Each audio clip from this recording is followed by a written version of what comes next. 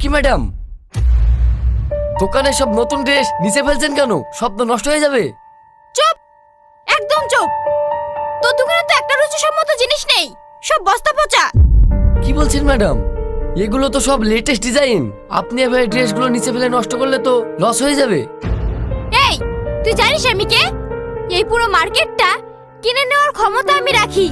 শুনুন, আপনার বাবার টাকা থাকতে পারে, কিন্তু আপনার কোনো সভ্যতা নেই।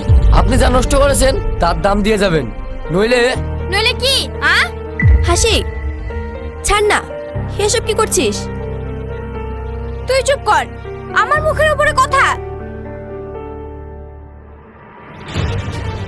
এই না তোর ক্ষতিপূরণ।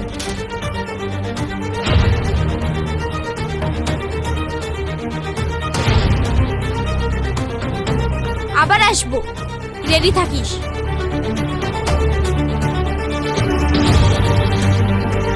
আরে বাবা, বিয়েতে নয়, একদম লেডি কিলার। আর একটু হলেই হার্ট অ্যাটাক করিয়ে দিত।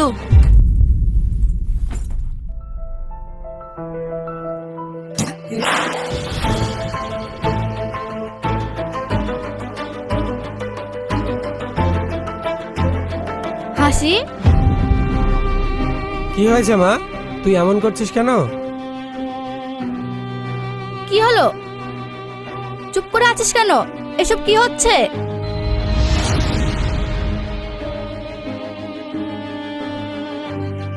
শোন মা, কি হয়েছে আমাকে বল। আব্বু, সামান্য একটা কাপড়ের দোকানদার আমাকে সভ্যতা শিখায়। ওকে তো আমি। কি? কে সে? একবার নামটা বল, তারপর বুঝিয়ে দেব আমার মেয়ের পিছনে লাগার পরিণাম কি হয়। না, সেটা আমি দেখে নেব। আব্বু, আমি বান্ধবীদের সঙ্গে পার্টিতে যাব, আমাকে 20,000 টাকা দাও। 20,000? তুই তো কালকেই টাকা নিলে, রোজ রোজ টাকা নষ্ট করলে হবে? মা, তুমি আমার সঙ্গে তর্ক করবে না। টাকা দেবে নাকি ডাইনিংটা উল্টে দেবো? না না, দিচ্ছি।